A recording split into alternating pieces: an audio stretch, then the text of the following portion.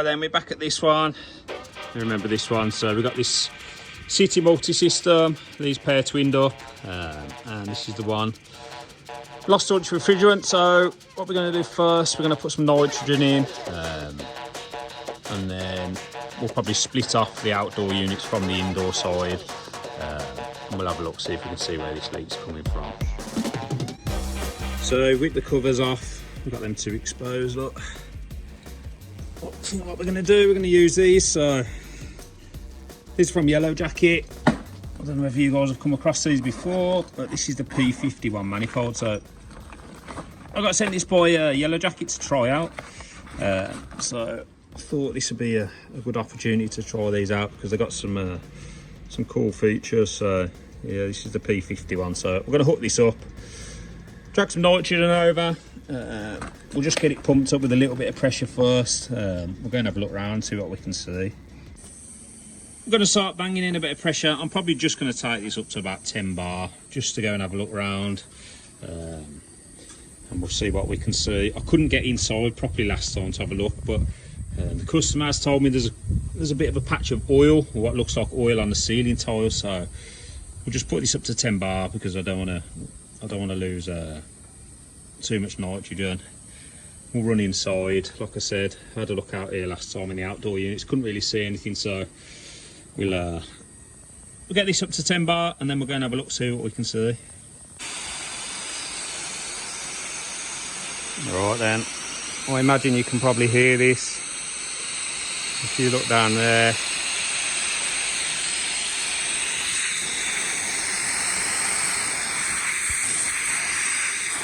I've never seen this before, but you can see, look, where that copper is sitting on that tray. That's obviously rubbed the hole. Obviously that pipe work's been vibrating over the years, and it's rubbed the hole in the bottom of that pipe. I'm just going to cut these off. I'll see if I can lift it up and show you a little bit better.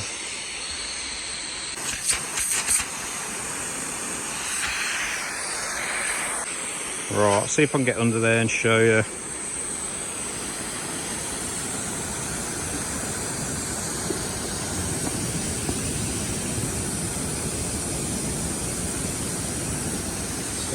From the edge of that tray, look, we've worn ourselves a nice little hole in there, so I'm going to have to probably cut this section out, probably just weld a new bend elbow in there, and then what we're going to do, we're going to cut the edges of this tray back so that pipe's not sitting on there. Perhaps we'll extend that a bit further into the middle of the tray as well, so it's not so tight. Unfortunately we can't do that today, so we're going to come back and do that. But right then, there you go, look, it's pretty much lost all that 10 bar, so I can't do the repair today, so I'm going to get these covers hooked back up, and then hopefully in the next part of the video I'll be back and we'll get that pipe work repaired. Right then, just like that, we're back. I've rigged up some lines on there. We've got some nitrogen, so we're going to do some purging. Got this little fella rigged up, so you see in there, look, purge, braze. So we're going to set that to braze, flick that on. That's going to purge some nitrogen through there. I've bent myself a piece of inch out, so what we'll do, we'll go upstairs and we'll cut that old set bit of pipe out.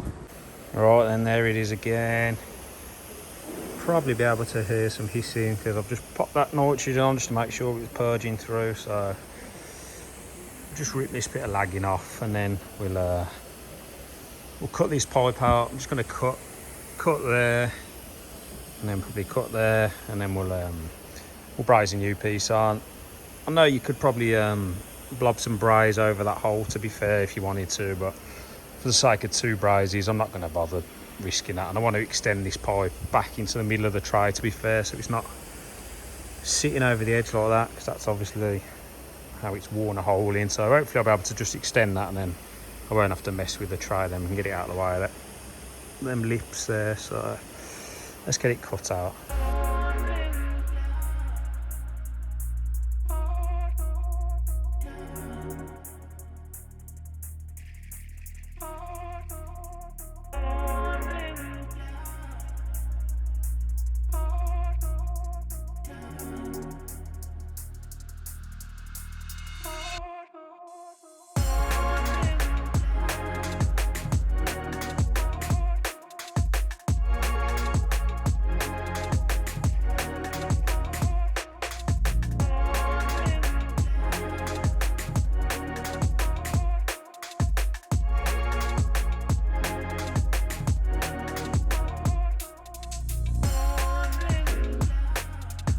Right, I don't know what happened there. I put you on time lapse, but it looks like it didn't record me welding it. Of course it didn't. But you'll see, look, we've got it welded up. We're going to let that cool down because it's still hot. Then we can pull this lagging back, we'll get this clipped into the middle of the tray. And just make sure it's away from the edge of that. Yeah, so I'll let this cool down and we'll get this lagging pulled back on. Right, this is that pipe, so now we've come outside and give you a better look, but yeah, you can see there, look. A couple of nice gouges and then probably just about make out that hole, look.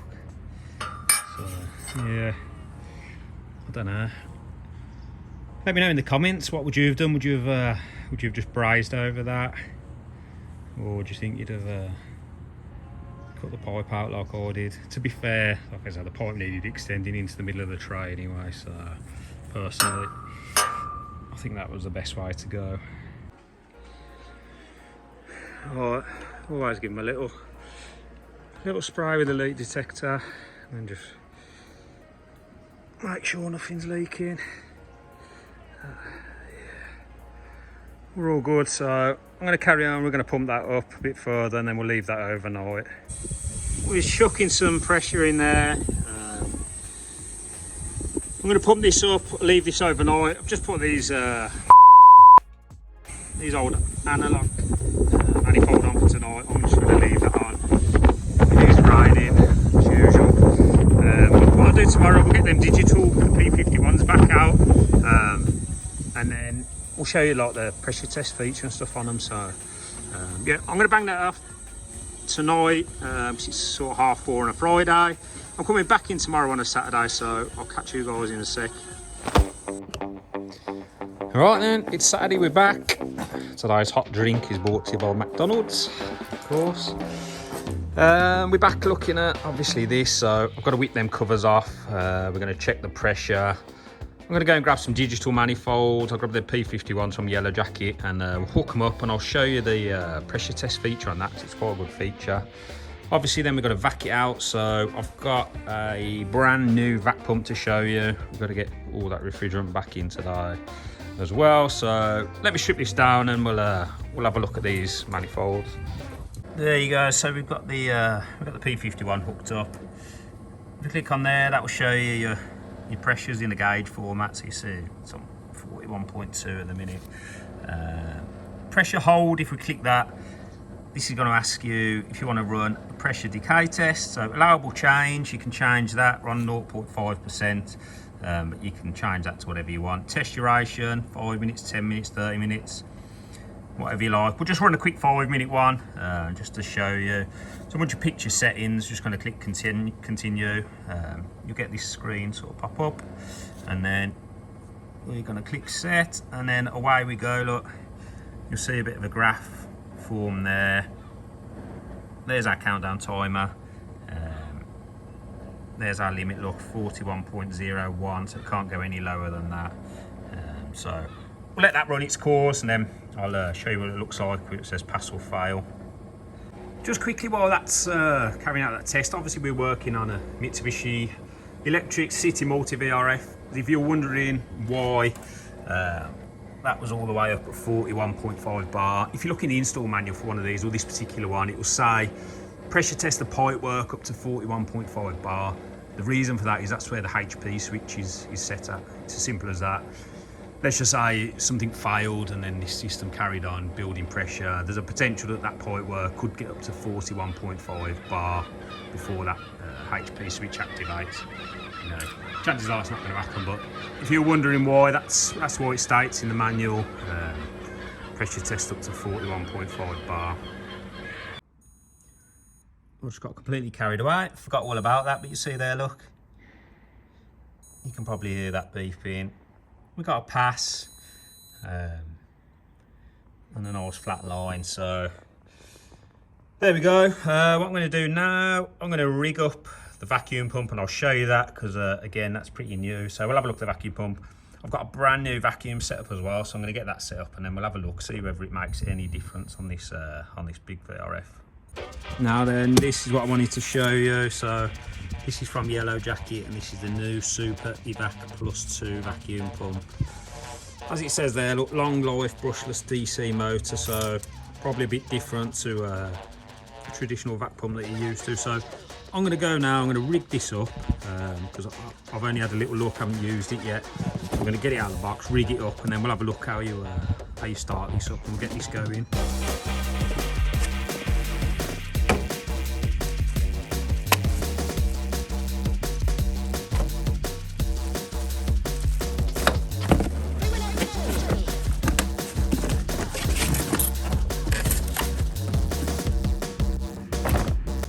Like I said, we've got these Appian core removal tools. I've just put the one on there, so if you haven't come across these before, just shut that valve there.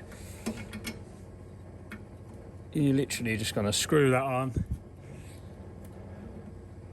Once you've got it on, you can open that up, push down, and then just locate your core. You'll feel it once it's sort of grabbed onto it, and then just start turning, and again you'll probably hear it sort of click, or you'll feel it once it's undone it. Once it's undone it, you can pull it up, you can shut it off, and then once you remove it, you'll see there, look, it's got the core on the end. These ones are quite cool, magnetic, so you can stick it there so you don't lose it. I'm going to rig these hoses up then, and we'll take a look at getting this vacuumed out. There we go, so we've got obviously the new vacuum pump. Now, like I said, I've got some new hoses, and I've got this absolutely monstrous 1/2 inch hose, and this one's from Yellow Jacket. So I'm going to rig that up. It's actually a 3/8 connection that end, and a 1/4 connection that end. So that's going to sit nicely on top of that core removal tool, and we're just going to go straight off the top of the pump.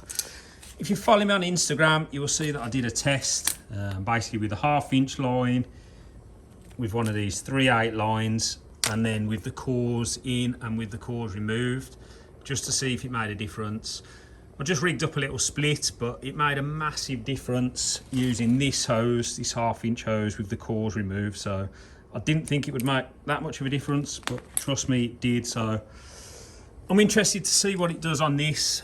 We've got the vacuum probe just on the end of that core removal tool. That's plugged in to the back of the manifold. So yeah, what I'm going to do, we're going to use one 3/8 line and one 1/2 inch line, because I've only got one 1/2 inch line. And then you'll see there we've got 3 ways. We've got a 1/2 inch, a 3/8 and a 1/4. I've dropped that one down to 3/8, so I've got 2 3/8 ports and then a 1/4. Off the 1/4 one, I'm just going to pop a hose on there as well at the same time, because if you look in the manual, it'll tell you vac from them 2 access ports there, and vac from them 2 there. So we'll get all 3 going at the same time. So yeah, let me just rig it up, and then we'll have a look at starting up this vac pump. So we've got our hoses rigged up. We've got the 3/8 line off there. We've got this monster 1/2 inch line coming off there. Just put a 1/4 inch line off there, like I said. We've got the vacuum sensor on there. We've got the P51 ready to go. We've got the Super Evac Plus 2. Now, it's a little bit different starting this one up. So I've got the 1/2 inch on there. I'm going to put the 3/8 line there. I've got the 1/4 one on there. So when you start this up, you want to make sure that it's open, and you need to leave at least one of these ports open to atmosphere. Switch it on. You'll hear it sort of ramp up, and then as soon as it switches on, we're gonna get this, and we're gonna hook it up on there, and away we go. So yeah, let's flick it on. If I can find the on button, I don't remember where it is. Down there.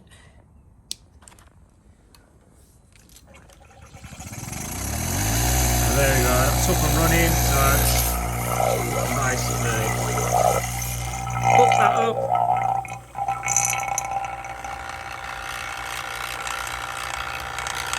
I'm going to undo that gas ballast a little bit, and then what we can do is basically undo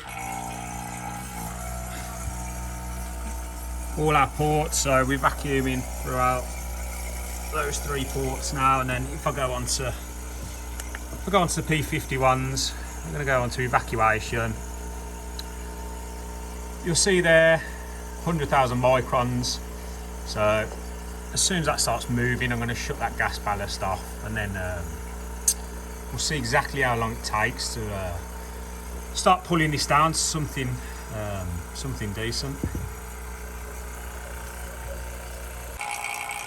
Right, I thought I'd show you this because you see on there, look, it's just about to hit 10 minutes and this has already whipped it right down to sort of 8,000 microns, 7,000 microns.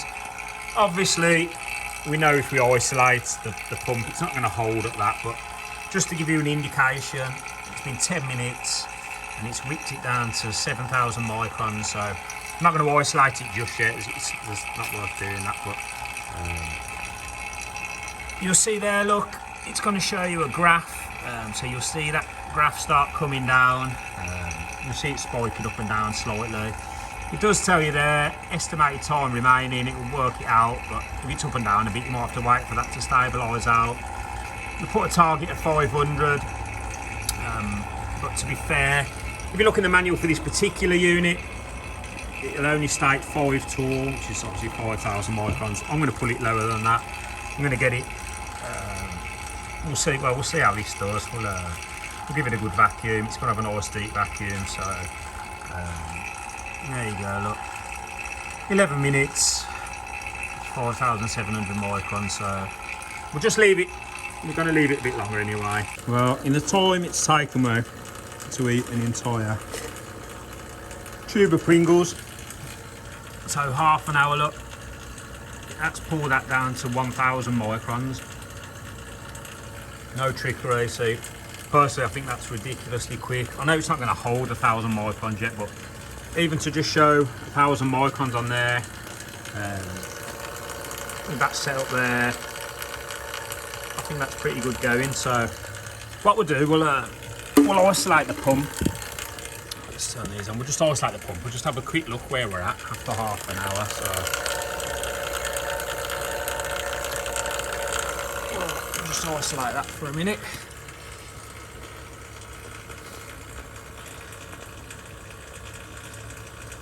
I mean, that is not even rising. Oh God, it's not even rising.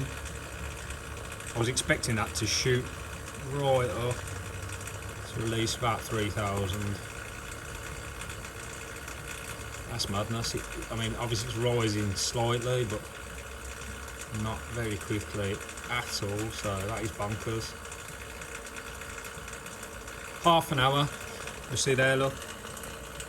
31 minutes and we're already down to 1,200 microns. That's bonkers. The manual for these basically states that once you get below 5,000 or you hit 5,000, vacuum for an additional hour. So we've had 31, so we're way below the 5,000 torr, but we'll just do an additional hour from now, so it'll be about an hour and a half. I am going to go on the ports on this unit as well, because these are obviously twinned up.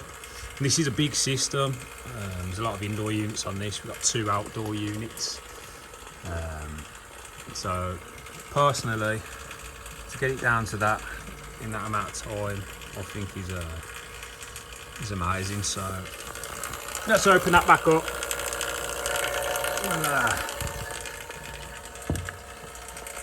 We'll let that chug away a bit longer.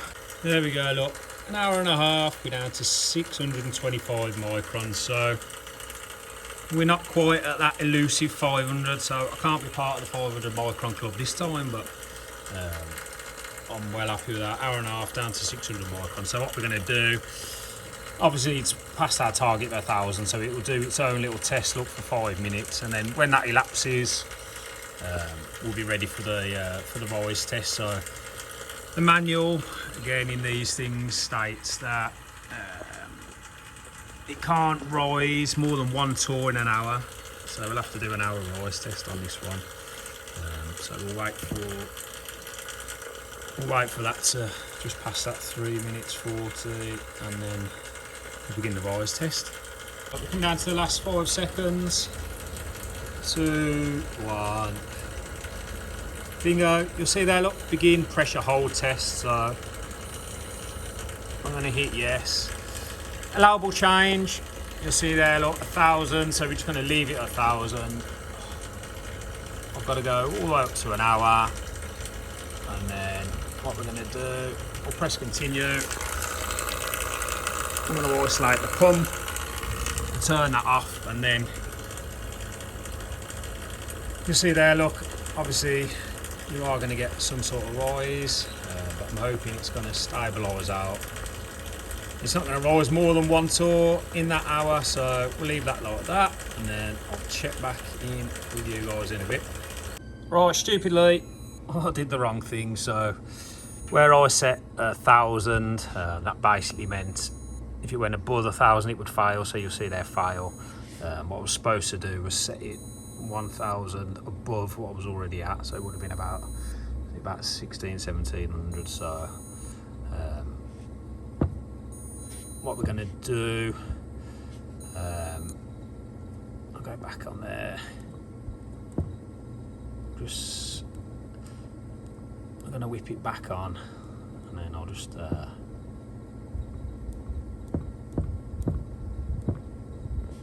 so I'll just put that on there. I'll just quickly whip it back on, pull it back down to 1,000, and then we'll start the test again. Right, let's try again. Obviously we've it's gone up a bit higher now because we've already had that rise test on, but allowable change. So let's just put it at 2,000 we'll put an hour, and then see how it gets on.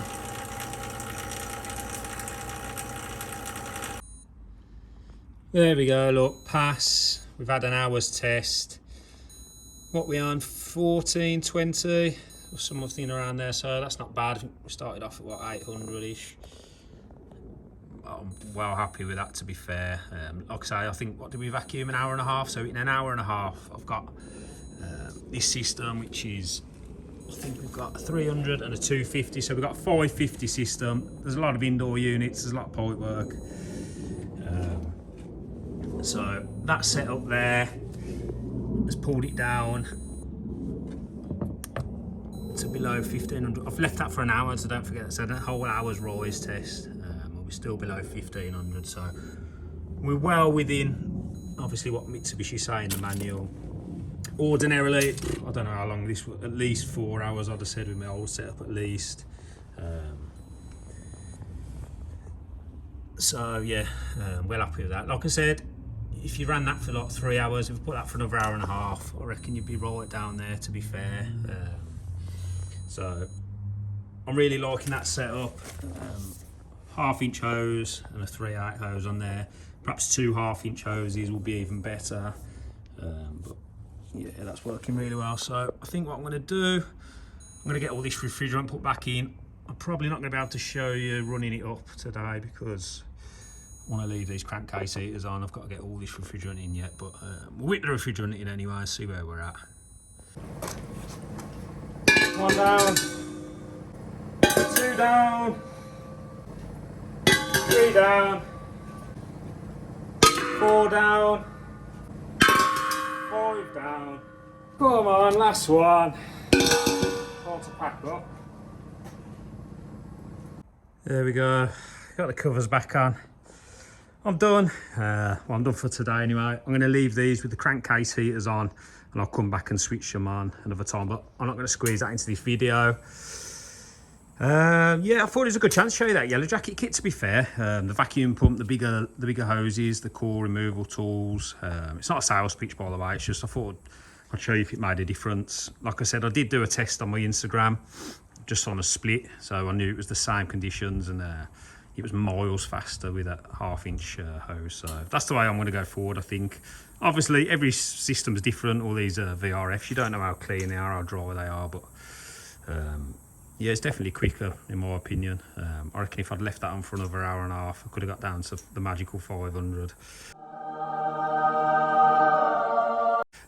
But yeah, we're going to leave that like that. As always, massive thank you for watching. If you like the video, give it a thumbs up, subscribe if you want to see some more. I'm going to get some beers, I think, so I hope you've all had a good weekend and have a good week, and I'll catch you on the next one.